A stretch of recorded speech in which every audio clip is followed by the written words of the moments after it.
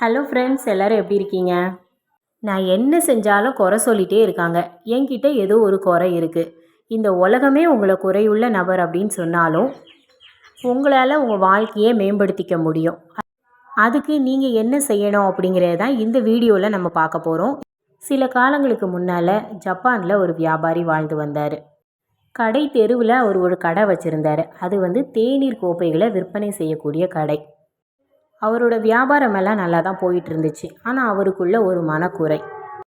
நமக்கோ வயசாயிடுச்சு, நமக்கு அப்புறம் நம்ம கடையை யார் பொறுப்பாக பார்த்துக்குவாங்க? நமக்கு மட்டும்தான் இந்த வியாபாரத்தை பற்றி தெரியும். நம்ம மனைவிக்கு சொல்லி கொடுத்தாலும் அவளுக்கும் சரியாக புரிதல் இல்லை. மகன்களுக்கும் விவரம் பத்தலை. என்ன தான் செய்கிறது அப்படின்னு தெரியாமல் யோசிச்சிட்ருக்காரு. நமக்கு அப்புறம் யார் தான் இந்த கடையை சரியாக பார்த்துப்பாங்க? நமக்கு அப்புறம் இவங்கெல்லாம் என்ன தான் செய்வாங்க அப்படின்னு சொல்லி ஒவ்வொரு நாளும் கவலைப்பட்டுட்டே இருக்காரு. இதை பற்றியே டெய்லி யோசித்து நிம்மதிங்கிறத இழந்துட்டு கொஞ்சம் கூட நிம்மதி இல்லாமல் வாழ்ந்துகிட்டே இருந்தார் அந்த வியாபாரி. இதெல்லாம் இப்படி போயிட்டுருக்க அந்த கடைக்கு ஒரு துறவி வராரு. அவர் கடையாக ஏறி இறங்கி தன்னோட மடாலயத்துக்கு தேவையான தேநீர் கோப்பைகளை வாங்குறதுக்காக இந்த கடைக்கு வந்திருக்காரு. அந்த டைம் பார்த்தோம் அப்படின்னா அவங்க ஊரில் இலையுதிர் காலம்.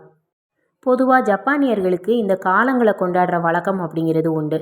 மழைக்காலமாக இருந்தாலும் சரி, வெயில் காலமாக இருந்தாலும் சரி, வசந்த காலமாக இருந்தாலும் சரி, இந்த மாதிரி காலங்களை கொண்டாடுவாங்க. கொண்டாட்டங்களில் விருந்து அப்படிங்கிறது இல்லாமலா? விருந்து அப்படின்னா பெரிய தடப்புடலாக விருந்து இருக்கணும் அப்படிங்கிற அவசியம் கூட இல்லை அவங்களுக்கு. நார்மலாக தேநீர் விருந்து மாதிரி கூட அவங்க கொண்டாடிப்பாங்க. அந்த மாதிரி இலையுதிர் காலத்தில் நடந்த ஒரு தேநீர் விருந்துக்காக கோப்பைகளை வாங்குறதுக்கு தான் வந்திருந்தார் அந்த துறவி. அவர் ஒவ்வொரு கடையாக ஏறி இறங்கி ஒரு சில கோப்பைகள் வாங்கிட்டு கடைசியாக இந்த கடைக்கும் வந்திருக்காரு. வந்த அந்த துறவிக்கிட்ட தன்னோட மனக்குமுறல்களை கொட்டினார் இந்த வியாபாரி. துறவியே, என்னோட வாழ்க்கையில் நிம்மதிங்கிறதே இல்லை. எனக்கு அப்புறம் என்னோட கடையை யார் பொறுப்பாக பார்த்துப்பாங்க அப்படிங்கிறத நினச்சாலே கவலையாக இருக்குது. என்னோட மனைவி மகன்கள் யாருக்குமே பொறுப்புங்கிறதே இல்லை. அவங்களுக்கு இந்த வியாபாரத்தை எப்படி எடுத்து நடத்தணும் அப்படிங்கிற திறமையும் இல்லை. இந்த மாதிரி தன்னோட கவலைகள் எல்லாத்தையும் அந்த துறவிக்கிட்ட சொல்லி புலம்பிகிட்டு இருந்தார் அந்த வியாபாரி. இது எல்லாத்தையும் கேட்டுட்டு இருந்த அந்த துறவியும் அவர் சொன்னதுக்கும் இவர் கேட்டதுக்கும் சம்மந்தமே இல்லாத மாதிரி, இங்கே பாருப்பா, எங்களுக்கு தேநீர் விருந்து நடக்க போகுது. இலையுதிர் காலத்தில் நடக்கக்கூடிய சிறப்பான அந்த தேநீர் விருந்துக்கு எங்களோட மடாலயத்தில் நிறைய கோப்பைகள் தேவைப்படுது. நீ இந்த இலையுதிர் காலத்தில் நடக்கக்கூடிய தேநீர் விருந்தில் கலந்துக்கணும். எங்கள் மடாலயத்தில் இருக்கக்கூடிய மேஜைகளை அலங்கரிக்கக்கூடியது உன்னோட பொறுப்பு. நல்ல நல்ல தேநீர் கோப்பைகளால் எங்களோட மேஜைகளை அலங்கரித்து கொடுக்க வரணும் அப்படின்னு சொன்னாராம். இந்த வியாபாரிக்கு ஒன்றுமே புரியல. நம்ம என்ன சொன்னால் இவர் என்ன பதில் சொல்லிட்டு போகிறாரு. சரி, துறவி கூப்பிட்டுட்டாரே, என்ன பண்ணுறது, போய் தானே ஆகணும் அப்படின்னு சொல்லிட்டு அவரும் வரேன்னு சொல்லி ஒத்துக்கிறாரு. அதே மாதிரி அந்த இலையுதிர் கால விருந்தும் வருது. தேநீர் கோப்பைகளை எடுத்துகிட்டு அந்த மடாலயத்துக்கும் அவர் கிளம்புறாரு. தேநீர் விருந்து நடைபெற அந்த நாள் வரும்போது அந்த நாளுக்கான நேரமும் நெருங்கி வந்துட்டுருக்கு. அந்த மேஜைகளை தேநீர் கோப்பைகளால் அலங்கரிச்சிட்ருக்காரு. இந்த மாதிரி ஒவ்வொரு கோப்பைகளாக எடுத்து அலங்கரிச்சிட்டு இருக்கும்போதே அவருக்கு ஒரு ஆச்சரியம். என்னென்னா, இந்த மடாலயத்தில் நடக்கக்கூடிய தேநீர் விருந்துக்கு வர இருக்கக்கூடிய துறவிகளோட எண்ணிக்கை 100. அதே மாதிரி 100 பேருக்கு தகுந்தால 100 கோப்பைகள் மட்டும்தான் அங்கே இருக்குது. எக்ஸ்ட்ரா ஒரு கோப்பை கூட இல்லை. இதெல்லாம் பார்த்து ஆச்சரியப்பட்டுக்கிட்டே கோப்பைகளை ஒன்று மேலே ஒன்றா எடுத்து அந்த மேஜை மேலே அடுக்கிக்கிட்டு இருக்காரு அந்த வியாபாரி. அப்படி அவர் எடுத்து வச்சிட்டு இருக்கும்போது ஒரே ஒரு கோப்பை கை தவறி சரிஞ்சு கீழே விழுது. கீழே விழுந்த கோப்பையில் ஒரு சின்ன கீறலும் விழுது. இதை பார்த்து அந்த வியாபாரிக்கு ஒரே கஷ்டமாக போச்சு.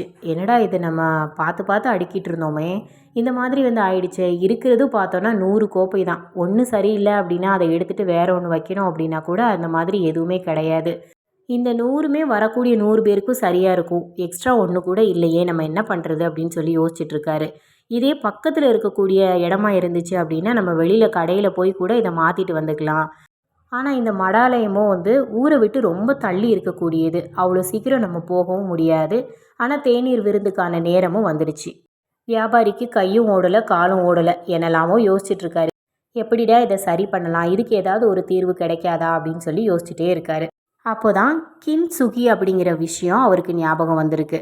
அப்படின்னா என்னென்னா, யாராவது நமக்கு ஒரு விலை உயர்ந்த பொருள், அதாவது கண்ணாடி பொருள், பீங்கான் பொருள், இந்த மாதிரி நமக்கு யாராவது நமக்கு பரிசு மாதிரி கொடுக்காங்க அப்படின்னா, அதில் ஏதாவது விரிசல் ஏற்பட்டுச்சு அப்படின்னா, திடீர்னு அதில் கீறலோ இல்லை கீழே விழுந்து உடஞ்சிட்டு அப்படின்னாலோ விலை உயர்ந்த உலோகங்களை பயன்படுத்தி அதை ஒட்ட வச்சு திரும்பவும் அதை பத்திரமா எடுத்து வச்சுப்பாங்க. இந்த முறையை தான் கின்சுகி அப்படின்னு சொல்லிட்டு ஜப்பானியர்கள் சொல்கிறாங்க.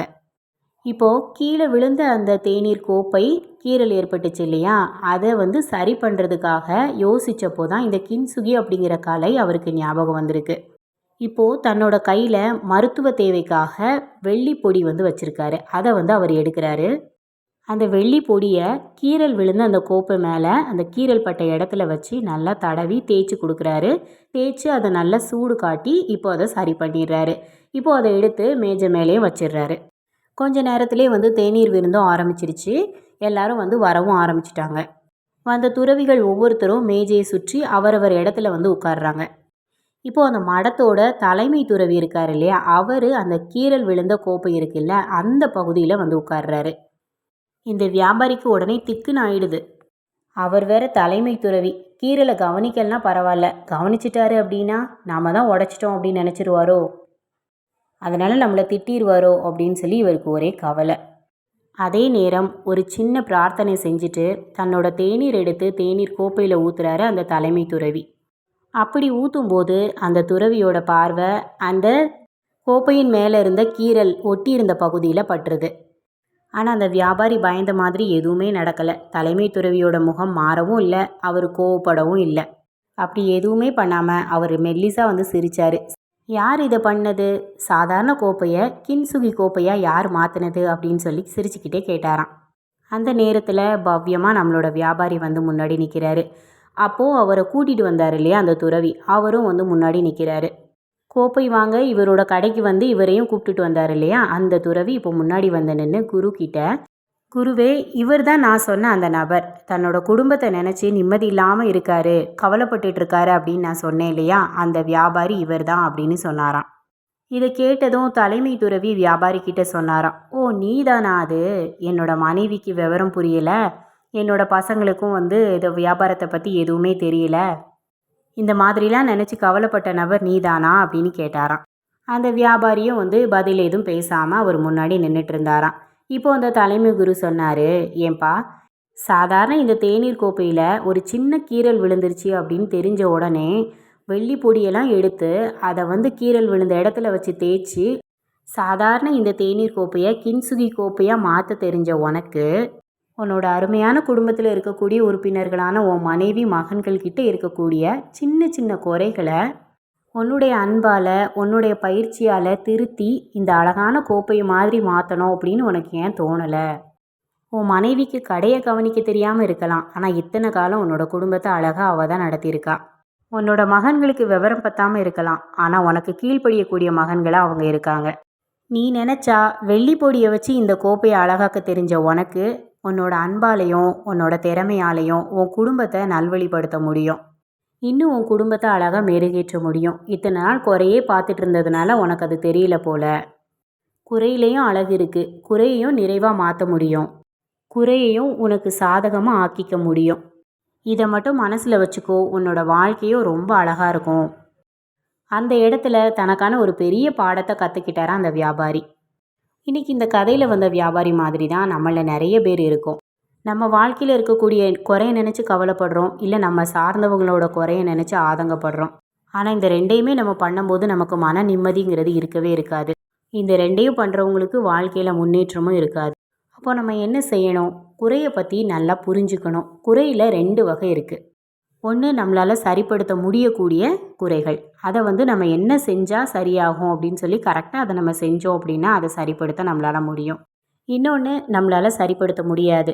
முக்கியமாக வந்து சொல்லணும்னா நம்மளோட பாஸ்டில் நடந்த விஷயங்களில் உள்ள குறைகள், அதை வந்து நம்மளால் கம்ப்ளீட்டாக வந்து சரிப்படுத்த முடியாது. அந்த மாதிரி நேரத்தில் கோப்பை கீறிடுச்சேன்னு யோசிக்கிற மாதிரி குறை வந்துருச்சேன்னு சொல்லி யோசிக்காமல் வெள்ளி பொடியையோ தங்க பொடியோ போட்டு அந்த கோப்பையை அட்ஜஸ்ட் பண்ண மாதிரி நம்மளோட வாழ்க்கையில் நடந்த குறைகளையும் நம்மளால் அட்ஜஸ்ட் பண்ணிக்க தான் முடியும். அது பெரிய குறையாக வெளியில் தெரியாத மாதிரி சமாளிச்சிக்க தான் முடியும். இது 2 தவிர யோசித்து அந்த குறையை நினச்சி கவலைப்படுறதுல எந்த பிரயோஜனமும் இல்லை. எப்போ ஒரு குறையில் இருக்க அழகை நீங்கள் பார்க்க பழகுறீங்களோ, எப்போ ஒரு குறையை அழகுபடுத்துகிற கலையை நீங்கள் பழகுறீங்களோ, அப்போ தான் உங்கள் வாழ்க்கையில் முன்னேற்றம்ங்கிறது வரும். இந்த வீடியோ உங்களுக்கு யூஸ்ஃபுல்லாக இருந்துச்சுன்னா, பிடிச்சிருந்தது அப்படின்னா வீடியோக்கு லைக் பண்ணி சேனலை சப்ஸ்கிரைப் பண்ணிக்கோங்க. தேங்க்ஸ் ஃபார் வாட்சிங்.